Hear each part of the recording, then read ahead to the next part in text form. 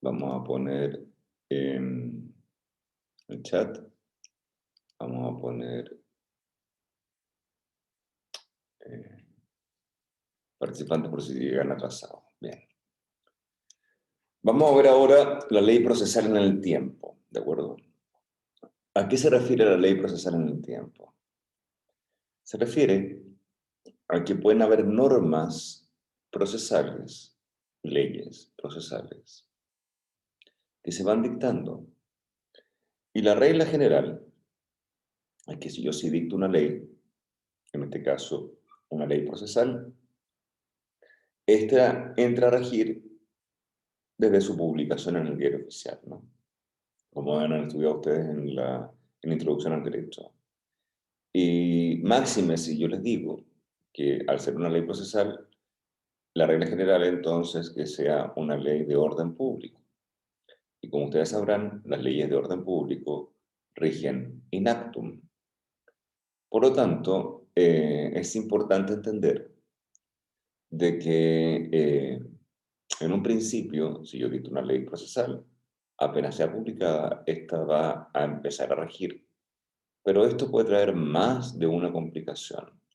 Por eso hay que entender bien cómo va a entrar a regir una ley procesal. Y esto es lo que se conoce con el título, ¿no? De la ley procesal en el tiempo.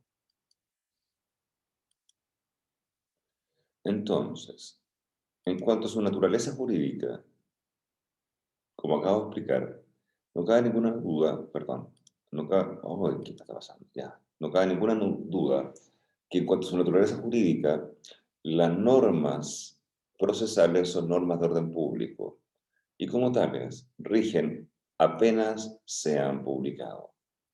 Como esto no es fácil y puede traer más perjuicios que beneficios, lo habitual, lo normal, es que una ley procesal vaya acompañado con unas normas transitorias que digan, por ejemplo, que estas normas van a empezar a regir 6 meses después de su publicación o empezarán a regir de una u otra manera. Un ejemplo, espero que fácil de entender, es lo que ocurrió con la reforma procesal penal, ¿no? Era una norma procesal, por tanto, regen in actum, pero iba con un transitorio. Iba diciendo en qué regiones iba a entrar en vigencia y en qué momento. Y 2 años después, recién iba a aplicarse en Santiago, Concepción, Valparaíso, que son los centros urbanos más importantes que tenemos en Chile. Hay muchas normas que han dicho de esa manera y otras que no. Y al decir que no, pueden traer grandes complicaciones. Por ejemplo, cuando se dictó la ley procesal que regulaba los trámites para la adopción en Chile, nuestros queridos legisladores se les olvidó poner normas transitorias. Eso quiere decir que cuando la ley procesal sobre adopción, el trámite de adopción procesal, ¿no? Ingresó a regir, esa ley es la que operaba. Pero resulta que habían personas que llevaban 2 años en trámites de adopción, estaban a punto de adoptar, entra la nueva ley y tuvieron que partir con sus procedimientos de adopción de nuevo, de cero. Porque a nuestros queridos legisladores se les olvidó ponerle normas transitorias. Ahora, fue tal el escándalo que hubo que tuvieron que sacar una nueva ley que complementó la anterior, agregándole los transitorios, explicando que los procedimientos que ya se habían iniciado, si así lo estimaban pertinente, podían ser tramitándose por dicho procedimiento y no perdieron los 2 años que llevaban, por ejemplo, ciertas personas, ¿de acuerdo? Entonces, naturaleza jurídica son normas de orden público, regen in actum, para morigerar los perjuicios o efectos negativos que esto trae aparejado consigo. Lo normal es que tengan normas transitorias que regulen su entrada en vigencia. Ahora, si estas son las dos reglas, veamos algunos casos especiales. Si la norma regula la organización de los tribunales, por ejemplo, la creación de nuevos tribunales del trabajo, la regulación de los nuevos tribunales tributarios y aduaneros, etc. Bueno, esas son normas que rigen in actum, ¿no? No hay ninguna duda de que las partes no podemos influir en eso, ¿no? No tenemos nada que decir. La discusión se ha dado en torno a lo que se llaman las normas o leyes relativas a la competencia. Tenemos tres normas que regulan la competencia. Después te las estudiaremos con detenimiento, ¿no? Pero por ahora. La primera es el artículo 109 del Código Orgánico de Tribunales, que señala que radicado con arreglo a la ley y el conocimiento de un negocio ante un tribunal que es competente, no se desatenderá esta competencia por causa sobreviniente. ¿Qué significa eso? Que si la causa quedó radicada en el quinto juzgado civil de Santiago, ahí quedó, y el negocio efectivamente es civil, entonces esa radicación que queda ahí no puede alterarse con posterioridad. O sea, no puede, por una causa que está en el quinto civil, tomármela y llevármela al décimo juzgado. ¿Por qué? Porque ya se radicó y se hizo conformidad a la ley. Por tanto, si una causa está radicada en el quinto juzgado civil de Santiago y dicto luego una ley que dice que las causas van a pasar todas al décimo, esa ley no podría aplicarse porque ya está radicada la causa. Eso dicen algunos autores. Otra norma que rompería las reglas son normas especiales, entonces. Es la del artículo 24 sobre la ley sobre efecto retroactivo de las leyes. Este artículo, y espero que también hayan estudiado ustedes en Introducción al Derecho, señala que los términos que hubiesen empezado a correr, los plazos, ¿no? Y las actuaciones y diligencias que ya han iniciado, se regirán por la ley vigente en su iniciación. Por lo tanto, si yo, por ejemplo, estoy ya tramitando un procedimiento de divorcio y se dicta una nueva ley que regula el procedimiento de divorcio, este no se puede ver afectado porque ya se inició. Eso es lo que diría la ley sobre efecto relativo de las leyes.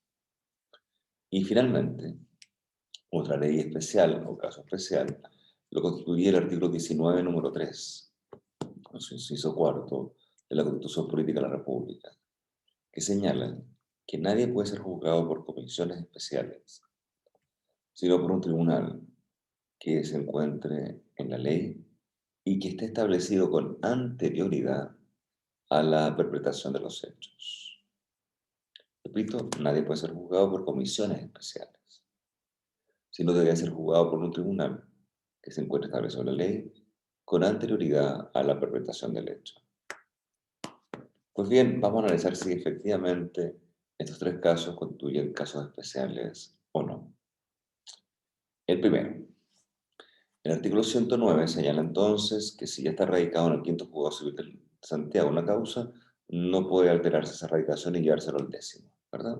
Porque si está radicado de acuerdo a la ley el asunto en un tribunal competente dentro de las esferas de sus atribuciones, esta competencia no puede alterarse.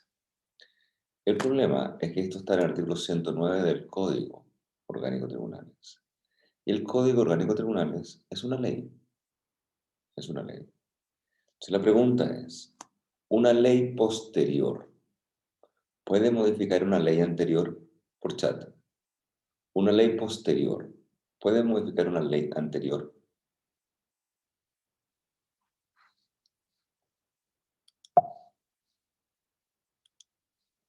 Ya. Estamos de acuerdo que sí, ¿verdad? Bien. Segunda pregunta. ¿Una ley más específica no prima acaso sobre una ley más general? ¿Sí o no? Por el chat, nuevamente. ¿Prima o no prima? ¿Sí? ¿Prima? No. ¿Una ley más específica prima sobre una ley más general? ¿Sí o no? Por el chat. Vamos, muchachos, muchachas, participemos, seamos más activos. Ya, sí, ¿verdad? Entonces, podría dictarse una ley posterior y más específica y señalar, por ejemplo, que las causas que ven los antiguos tribunales del crimen van a ser vistas ahora por un tribunal de garantía. La respuesta es sí. ¿Por qué? Porque es una ley posterior, es una ley más específica y por lo tanto va a primar sobre el 109. Así que el 109, que aparentemente es un caso especial, no lo es. No lo es. Porque si dicta una nueva norma, esa norma va a primar sobre la norma del COT, que es una ley. Y esta es una ley posterior y más específica. Lo mismo ocurre con el argumento del artículo 24 de la Ley sobre efectos retroactivos de las leyes. Porque si la ley es posterior a la Ley sobre efectos retroactivos de las leyes y es más específica, obviamente tendrá que primar sobre el artículo 24. Por tanto, las dos primeras aparentes excepciones o casos especiales no lo son. El que tenemos que detenernos un poquito más es en la Constitución Política de la República. Aquí ya no se trata de una ley, ¿no? Tendría que tener una norma de rango constitucional, pero no es así. Lo que indica la historia fidedigna de este artículo es que lo que se prohíben es que existan comisiones especiales. ¿A qué vamos a llamar comisiones especiales? Va a ser sinónimo de lo que se conocen como tribunales ad hoc, o sea, tribunales que establecen con posterioridad un hecho para resolver ese hecho en particular, como fue el Tribunal de Nuremberg o el de Tokio, que fueron creados con posterioridad a la Segunda Guerra Mundial para resolver los crímenes de guerra de quienes habían perdido la Segunda Guerra Mundial, de Alemania y de Japón. O cuando tuvimos un gobierno militar y se reunieron las fiscalías ad hoc para resolver ciertos asuntos que tenían que ver con temas del MIR, del Frente Patriótico, etc. Eso, a la luz de la Constitución actual, no puede hacerse. No puedo crear tribunales para resolver un asunto en particular. ¿De acuerdo? Está prohibido a nivel constitucional y eso está perfecto. Pero nada impide que yo pueda crear tribunales generales para conocer temas generales. Por tanto, es obvio que yo puedo crear nuevos tribunales civiles. Sé que considero que son pocos los tribunales civiles actuales. Pues obvio que puedo crear nuevos tribunales de garantía, laborales, de familia, tributarios, aduaneros. ¿Y esos nuevos tribunales están hechos para conocer una causa en particular? No. Por tanto, ¿podrían conocer causas generales, aunque hayan sido hechos ocurridos anteriormente? La respuesta es sí. Y en esos casos no contravienen la Constitución. ¿De acuerdo? Entonces, la Constitución es un resguardo para que nadie sea juzgado por comisiones especiales o tribunales creados especialmente para conocer de ese hecho en particular. ¿Bien? ¿Preguntas hasta acá?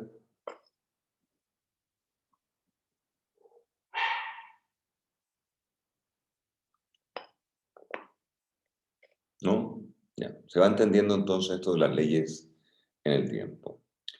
Ahora compliquémoslo un poquito más.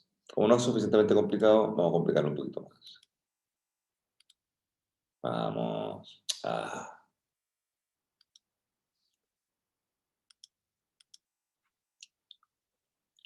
Sin perjuicio de todo lo dicho anteriormente. Por Dios, ya pues. Tenemos que ponernos en entender en el proceso que está la causa. Ley, Ignacio pregunta qué significa LERL, significa Ley sobre Efecto Relativo de las Leyes. Retroactivo, perdón, de las leyes. Ley sobre el efecto retroactivo de las leyes. Eso significa, Ignacio.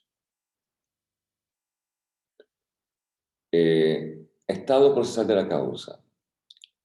O sea, sin perjuicio que las leyes procesales rigen en actum. ¿Rigen en actum a quiénes? ¿De acuerdo? ¿A quién? Entonces, si la causa ya terminó, no está terminada, terminó el año pasado, ya se dictó sentencia y esta se encuentra firme o ejecutoriada, y se dicta una nueva ley, ¿afectaría esta nueva ley procesal a los procesos terminados? Yo creo que todos diríamos así como a olor que no, ¿verdad? No debería afectarlos. La respuesta correcta, no los afecta. Pero para poder explicarlo correctamente, vamos a dar argumentaciones al respecto. Artículo 76, inciso primero, segunda parte de la Constitución, dice que ni el presidente de la República ni el Congreso pueden, en caso alguno, ejercer funciones judiciales, o sea, resolver conflictos de relevancia jurídica, ¿no? Abocarse a causas pendientes, significa significa involucrarse en causas que están actualmente siendo conocidas.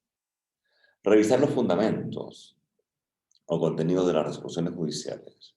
Y aquí viene lo que me importa para lo que estamos viendo. Tampoco pueden hacer revivir procesos fenecidos, o sea, procesos terminados. Por tanto, si se dicta una nueva ley procesal, esta no afecta a los procesos que ya terminaron porque así lo dice la Constitución. Norma en el mismo sentido, pero ahora de rango legal, la encontramos en el artículo 9, segundo del Código Civil, que señala que las leyes que se limiten a declarar el sentido de otras leyes, son las leyes interpretativas, ¿no?, tendrán incorporadas a estas, pero no van a afectar de manera, por Dios, de manera alguna los efectos de las sentencias judiciales que ya están ejecutoriadas en el tiempo intermedio. Por tanto, si ya se terminó la causa, tanto la Constitución, como las leyes dicen, no son afectadas por las nuevas leyes procesales. ¿De acuerdo? Entonces, sí, las leyes procesales que se dictan rigen in actum, pero no afectan a las causas que ya terminaron. Lo dice la Constitución, lo dice el Código Civil. Si el juicio, el proceso, no se ha iniciado y sabemos que las leyes procesales rigen in actum, entonces, bueno, efectivamente se van a ver afectadas. O sea, si yo me cambia hoy la ley que dice cómo se tramita una posesión efectiva y yo todavía no inicio la posesión efectiva, obviamente cuando la inicie la tendré que hacer por la ley que está vigente en ese momento. Por tanto, sí me va a afectar a todos los procesos que aún no se han iniciado. No afecta a ninguno de los que se terminaron, pero afecta a todos los que no se han iniciado. El caso complejo es el tercero. Bueno, ¿qué pasa con el proceso que está en la mitad? Se está actualmente tramitando. ¿Lo afecta o no lo afecta? Y la pregunta es, como la debe dar todo buen abogado, hay que distinguir. Y hay normas especiales respecto a este tema. Respecto a la prueba tenemos tres normas especiales. Uno, respecto a los medios de prueba. Actualmente la ley contempla 6 medios de pruebas, que ya los estudiaremos en su momento, pero son las pruebas de los documentos. Se van instrumentos, ¿no? Testigos, confesión, inspección personal del tribunal, prueba pericial y presunciones. No creo que se lo aprendan, simplemente que lo vayan escuchando. Bueno, ¿qué pasaría si una nueva ley procesal agrega nuevos medios de prueba o restringe alguno? La respuesta es si los medios de prueba ya se están realizando, pueden regirse por la ley antigua, o si prefiero yo regirme por la nueva también. Entonces yo puedo optar. Si ya comenzaron a rendirse la prueba, puedo optar entre los medios de prueba antiguos o los nuevos. Ahí tenemos una norma especial respecto a la prueba. En cuanto a la forma como la prueba se rinde, por ejemplo, la prueba de testigos tiene una ritualidad que está regulada. Pues bien, si la prueba de testigos ya se rindió con una ritualidad antigua, está perfecto. Si se va a rendir, todavía no se ha rendido la prueba de testigos, se tendrá que regir por la ritualidad nueva. Y si ya está rindiendo, bueno, por lo que está rindiendo actualmente. No se ve afectado. Y finalmente tenemos una tercera norma respecto a temas probatorios. Y es una libertad, ¿no?, que le vamos a dar al juez. Y esta libertad consiste en que si se modifican los medios de prueba, se agregan, etc., y tengo problemas entre los medios de prueba antiguos y los nuevos, no se preocupe. El juez tendrá la libertad de resolver este conflicto entre sistemas probatorios antiguos y nuevos, de acuerdo a preferir los que él considere los medios de prueba que se encuentran más cercanos a la verdad.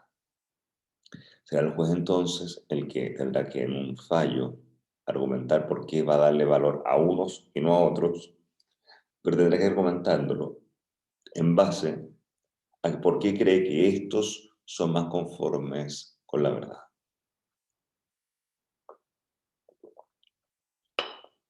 En cuanto a los plazos, las actuaciones y la diligencia, es muy simple. Si los plazos ya están corriendo, las actuaciones ya se están realizando, las diligencias también se están realizando, se rigen por la ley que estaba vigente en el momento que comenzó el plazo, la actuación o la diligencia. Pero si el plazo, la actuación o la diligencia todavía no comienza, se rige por la ley nueva. Muy simple. Lo mismo con los recursos. Si los recursos es la forma que yo tengo de reclamar frente a una resolución del juez, ¿no? Si frente a un recurso, el recurso empezó a tramitarse con la ley antigua, se sigue con la ley antigua. Pero si es un recurso que se tramitará a partir de una nueva ley, obviamente ese recurso se tramita a partir de la nueva ley. Esto sin perjuicio de que puedan haber normas que la propia ley establezca, pero si nada dice, el recurso que ya comenzó a tramitarse, se tramita por la antigua ley, el que todavía no comienza por la nueva ley. Eso es todo. Bien. Preguntas sobre normas de tramitación, ¿no? Normas especiales de tramitación. O cualquier otra que tengan sobre la ley procesal en el tiempo. Profe, ¿Sí? yo tengo una duda. Es con respecto a la ritualidad de la forma de rendir la prueba cuando están en proceso de rendición, si era bajo la antigua o la nueva. La antigua ley. Lo que ya comenzó la ritualidad, ya comenzó, antigua ley. Si todavía no comienza, nueva ley. Eso es. Ah, ya, Es profe, simple, gracias. no te compliques. Sí, bien. Ya. Francisco pregunta a qué se refiere con recursos. Bien. Lo voy a explicar de la manera más simple que pueda, Francisco. Los tribunales, frente a las presentaciones que hacemos las partes, van diciendo sí, no o lo que sea, ¿no? Van pronunciándose. Ese pronunciamiento que emiten los tribunales frente a lo que las partes vamos haciendo se llaman resoluciones judiciales. Resoluciones judiciales. Puede que una resolución judicial tú no estés de acuerdo con ella. No, ¿por qué hizo esto el juez? No debió haberlo hecho. Pues bien, ¿cómo puedes reclamar tú de una resolución judicial? La respuesta es a través de los recursos. Entonces, si el tribunal dice blanco, y tú dices, ¿pero por qué? Si no correspondía decir blanco, puedes presentar un recurso. Si se dicta una sentencia y esa sentencia te afecta, te obliga a algo que no estás de acuerdo, tú puedes presentar recursos. Entonces, los recursos son la manera que tienen las partes de poder reclamar frente a una resolución judicial. Pues bien, si este recurso, esta reclamación, ¿no? Frente a una resolución, ya se está tramitando, bueno, se sigue por la ley que estaba vigente en ese momento. Pero si todavía no lo presentas el recurso, y lo vas a presentar ahora, bueno, tienes que regir por la nueva ley que ya reguló ese recurso.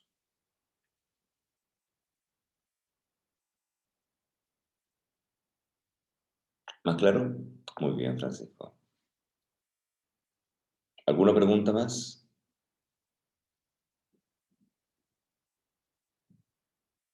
Ok. Es cortito, terminamos con esta presentación. Vamos a dejar de grabar entonces.